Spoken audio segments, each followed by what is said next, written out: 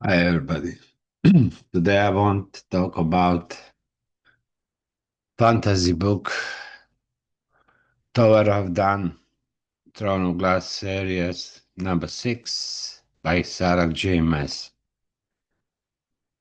This is the solid continuation of Throne of Glass series, but in my opinion the book could have been shortened by at least 150 pages. I'm sure that wouldn't detract from the story, which is actually more romanticized than most of the book in the series. I honestly don't mind the story being romanticized, but in some place I felt that it all went into too much description that was necessary. In the book, I show how predicted what would happen in certain case, which wasn't the case in previous books.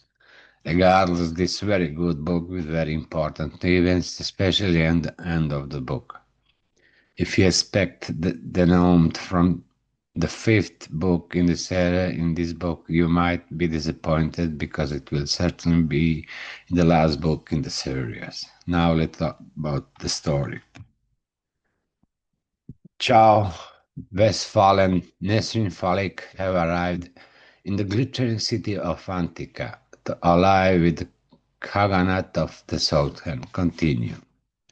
Chow is in wheelchair after suffering terrible injury in the battle with Volga. This present an obstacle for him in negotiation with Kagan Argon and his children as possible heirs. Kagan Argon give him chamber because he won't carefully consider whether he to accept his offer or not.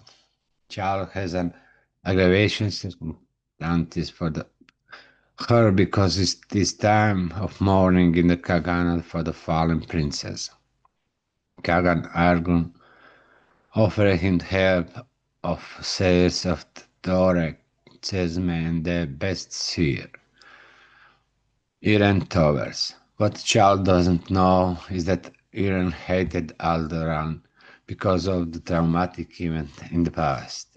Iren doesn't want to help heal the young lord, even though she swore at oath to the head of Seer Hafiz that she wouldn't heal anyone.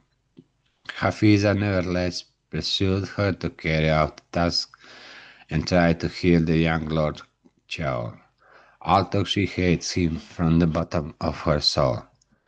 By agreeing to this task, Irene will be drawn into something she could not have even dreamed of, especially since her life will be at stake. So I would recommend that the book to all fans of fantasy with a very amount of romance. This book is solid.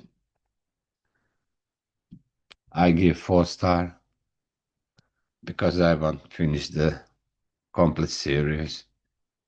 I really love the series. Yes, it's romanticized and a lot of romanticized moment in the story, but it has some great moment in story, and you will maybe like the story, especially if you want to read the complete series. And I told this is the first book what I read this year, so I started read the last chapter of the series, book 7. So if you like some fantasy with some with good portion of the romance, you choose this one book. Bye.